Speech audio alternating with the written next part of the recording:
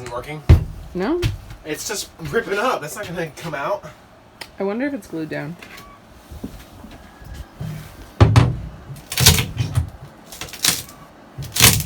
Glued and drilled? That's well, the thing was, yeah. Little circle thing. True enough. That sure would make sense with how it seems like it's coming.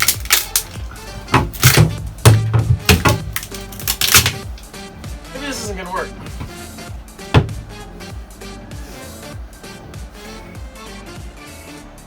I don't know. Hello. It's demolition day 3. And we're tearing out some of the subfloor because it was rotted and gross. So, got one of them out already. Yeah. So, we got one more board to remove. It's got a little bit of mold on it next to the windows. Seems to be the area of damage mostly because... It's interesting though because the back 2 pieces of subfloor look to be in pretty good condition, so I don't know if it was... And the front one, like, look how fresh that looks. And the front one, yeah, except for those parts that we're sitting on right now. It's fine though, whatever. That was a nice shot, babe. Thanks. So yeah, we could do a jump cut right there. What's a jump cut? Or you just like cut to the next part of the talking and you ignore the one part in the middle. No one's gonna know, it's gonna be fine. Yeah, so we're gonna try and get this next board out and then call it a day. Hopefully, I mean... So we still have some questions about these q-straints because we haven't been able to get them out. We're both exhausted, by the way. Day 3 in a row. It's day 3 in a row, but we've been coming out and working on the bus in the morning, and then both of us have been going to work at night. So I work at a restaurant, and Mason works at an extract business, so we have been working... I mean, one night I worked 8 hours after coming out here for 3 hours. You have beautiful eyes. Yeah, so we're tired. Yeah, you know, Delirious. Definitely out of it. But we're gonna keep going, and hopefully we get some good progress today. We'll be back this weekend, I think, to do more. Yeah, I think we need a day of not doing 17 hours of work. Well, it's your Friday for a 3-day weekend. Yeah. It's Friday. Woo! But actually it's Thursday, but yeah. Okay, talk to you soon. Yep.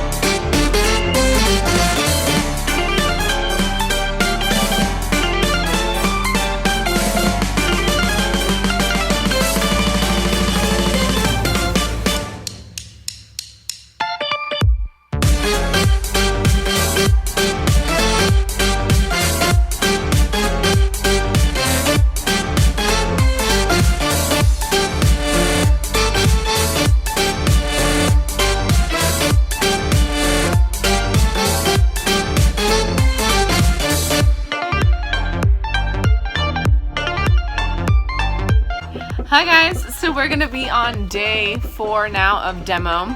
We decided that we're gonna just take out all the subflooring. We're not gonna try to salvage any of it because there is clearly some rust on the like floor metal panel that is part of the bus. And because if we were to replace the subfloor, we just want to make sure everything starts out as even as possible.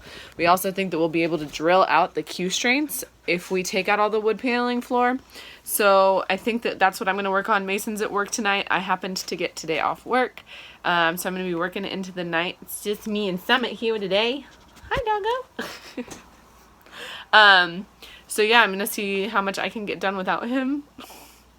But, hopefully we'll be close to finishing demo shortly. I spent some time discussing with my dad kind of the benefits of removing ceiling panels and removing side panels or leaving them as is, how easy it would be to, you know, just replace the dome lights with LED lights, how easy it is to access wiring, those things. So I think those are going to be long conversations to be had moving forward. But yeah, hopefully I'll be able to get some stuff done today without Mason. And we'll be back probably tomorrow to continue working and figuring things out. Alrighty, let's get to it.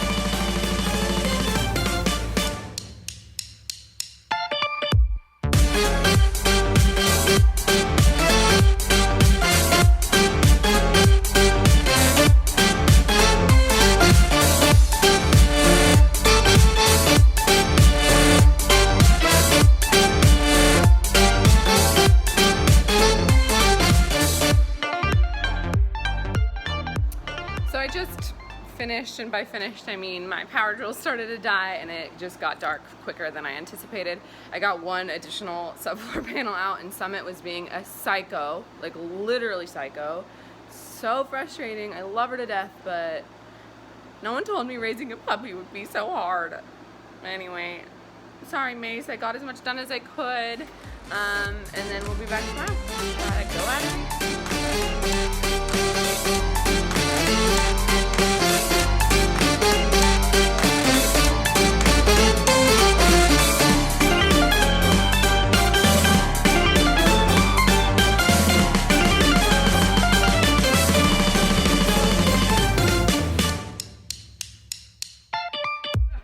Hey guys, it's Sunday and we are here on day 6 in a row trying to get the flooring out all the way. We are down to just the wood underneath the heater. We got all the q-straints out but like one of them, so that's great. We were using the sawzall to get underneath them and like saw out the bolts that were not going to come out, and we got all but the one bolt. Our blades decided to die. It was like, nah dude, I had it, I'm done. So we had to take a pause on that, but we're trying to work on getting the heater out right now, so we've got to get underneath the bus and turn these valves so that the coolant doesn't come gushing out. We need to save at least some of that. So that's what's happening right now.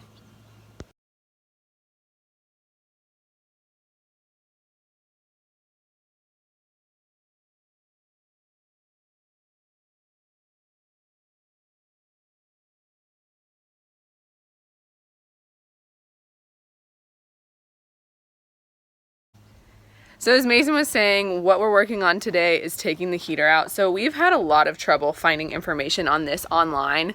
I think primarily just because our bus is unique in that it only has one heater. Many of the buses in, you know, on schooly.net and on YouTube and everything had multiple heaters. So they were trying to maintain the heater in the front of the bus. They were also like longer buses as opposed to ours, which is a short bus.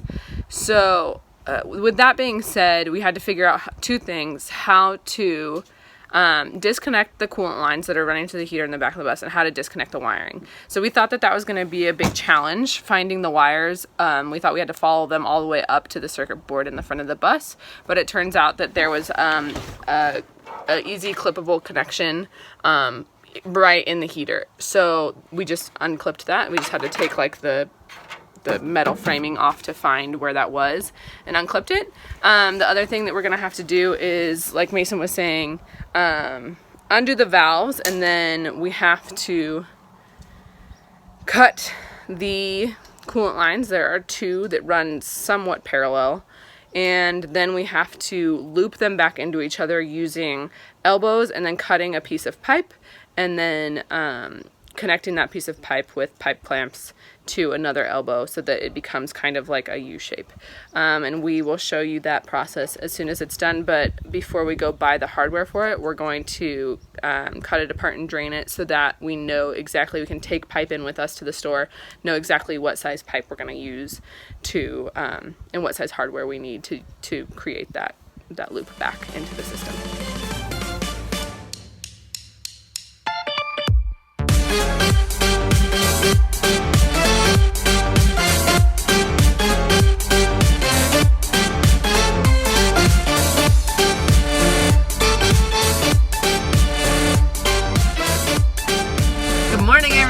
Hello. So we are still working on getting the heater removed. We yesterday were able to saw off the coolant lines underneath the bus. We never got the valves to turn, so we figured it wasn't ever going to happen, so we just had to cut it, drain it all the way. We'll refill it with coolant entirely, which is kind of, I think, a good idea because that coolant wasn't super clean looking. But I don't think that they've ever flushed the coolant and changed it, which is whatever. It's not that big of a deal. But we have been to Home Depot, who said that we would not be able to find the elbow joints that we're looking for to feed the hoses back into themselves. I mean, we found some that were kind of what we were looking for, but they weren't the right size. And then we went to an auto parts store because Home Depot was like, you should go to an auto parts store because you're looking for auto parts. Yeah, no. They were like, immediately, like, that's not something we have in that size. Like, you need to go somewhere else. So now we're going to a specialty rubber and hose place to try to find these parts. And I don't know why this is so difficult for us because nobody in any other videos mentioned having difficult time finding the correct size parts. So I don't know why it's difficult for us, but we're doing our best. Okay? We're doing our best, and we're going to the specialty store, and hopefully this will be the one where we find the right part. The one. We're videoing, babe. Are you the right way? Mm-hmm. Okay. Is it regular video? Yep. Okay. So you guys, we did it. We found sort of the pieces at A1 Coupling, which is a specialty, I don't know, coupling and rubber piping store. But they didn't have exactly what we wanted. So we had to piece together 3 different brass pieces. So we wanted an elbow that was barbed on both ends, and there was no such thing in a 1-inch, which is what the size pipe was. So we had to do a elbow with a 1-inch barb to a male, and then we had to have a female centerpiece thing that opened up to like this is probably like a 1 1/4 female with a barb on it. So it ended up being 3 brass pieces that made 1 elbow.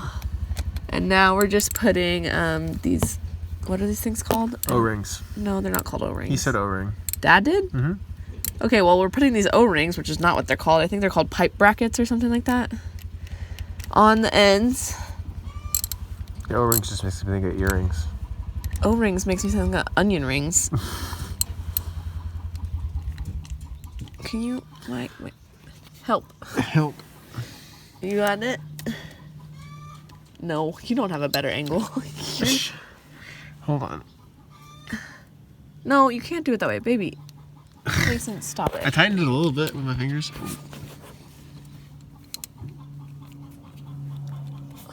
You know what? See how you're not hearing the clicking? I know. You have to pull it out in between. Because it's not doing the thing it's supposed to, because it's not tight enough. What are you talking about? So like the whole way that works is like when it clicks, it's like staying in place. Yes, I know that. So when you're not hearing clicks, it means it's just spinning back and forth and you're not tightening it at all. I know. There you go.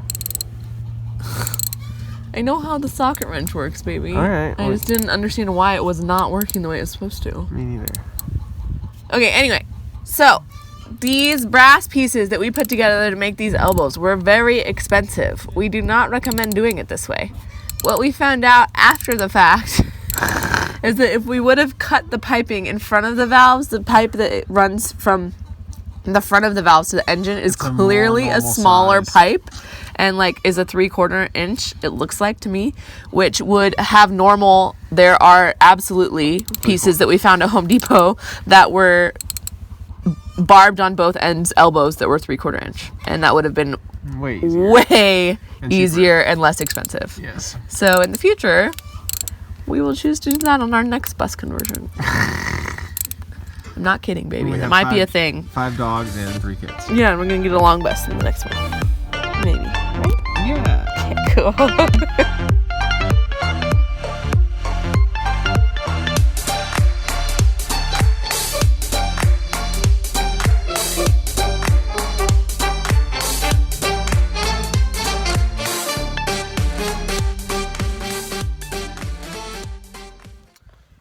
Hey everybody, we finally got the heater out. No more heater. Oh yeah, that's awesome. So last of the flooring is out, and that's great. We're gonna try and transition to the outside here because there's not a whole lot of sun left. You can considering today is overcast. Limited weeks of guaranteed sun, and we need to get working on sanding down the beast so we can get some paint to stick to it. Yeah, I had to cut the hoses underneath the heater and also the hoses there by the heater that were attached to it, and yank that sucker out, drain it as much as we could, and we actually didn't have any spilling of coolant inside the bus, which is really nice. That would have made for a messy pickup. So we just got to clean up a little bit in here, and then this place will be looking spotless. Just need to start, after we paint the bus, we're gonna treat the flooring for rust, grind out the rust as much as possible, seal up the holes with some sealant, and get to framing out the frame and the wood of our flooring with some insulation. So things are moving smoothly, I would say. We're getting there a lot quicker than I thought we would be. Personally, I thought it was gonna take a lot longer to get just the inside even stripped and like even beginning to think about what we were gonna put inside here. So I'm super excited. It's awesome that we were able to put the coolant inside the engine and loop back into itself with that brass thing earlier and get that all working. So bus is running smoothly, sounds great, runs great. Can't wait to put our home inside here. Yay! Like Mason said earlier, we got the heater out, which is so exciting! Because it was something that was like actually sketchy and that we weren't sure that we knew how to do, but we got it done, and I have just swept out, cleaned out the inside, so it's looking beautiful, and we're gonna transition to the outside and start trying to get off all of the reflective tape and the like stick-on reflectors and all the decals and everything in preparation for sanding and preparation for paint. But here's a quick look at the beautiful clean inside of the bus.